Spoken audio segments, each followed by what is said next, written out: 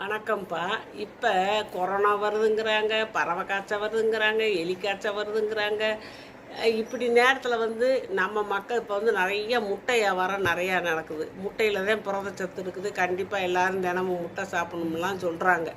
அப்படி இருக்கும்போது சாப்பிட்றது நல்லது தான்.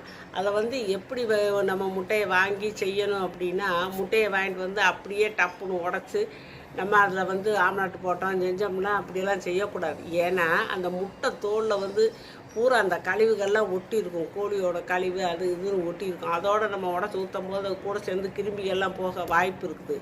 அதனால் முட்டையை வாங்கிட்டு வந்தோம்னா 1 டஜன் முட்டையை கூட நீங்கள் வாங்கிட்டு வந்து வீட்டில் மஞ்சள் வெது நல்லா காய்ச்சின தண்ணியில், சூடான தண்ணியில் மஞ்சள் பொடி இருக்கு இல்லையா, அந்த மஞ்சள் பொடி கொஞ்சம் கல்லுப்பை போட்டு கலந்து வச்சிடணும்.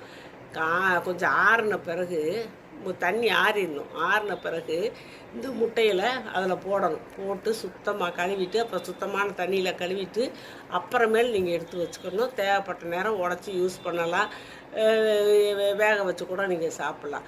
அப்படியே நீங்கள் அந்த கோழி கழுவிகளோடு அவங்க கழுவி சுத்தமாக பார்க்கக்கூட வெள்ளையாகத்தான் இருக்கும். இருந்தாலும் அப்படி நம்ம எடுத்து வைக்கக்கூடாது. அவங்க அதை சும்மா தொடச்சி வைப்பாங்க. இருந்தாலும் நம்ம வீட்டில் இந்த மஞ்சள் உப்புங்கும்போது எந்த கிருமியாக இருந்தாலும் அதை அழிச்சு போடும். மஞ்சளும் உப்பு கிருமி நாசினி. அது மாதிரி இந்த தண்ணிகளில் போட்டு நீங்கள் கழுவி வச்சுக்கோங்க. அப்புறம் நீங்கள் யூஸ் பண்ணுங்கள்.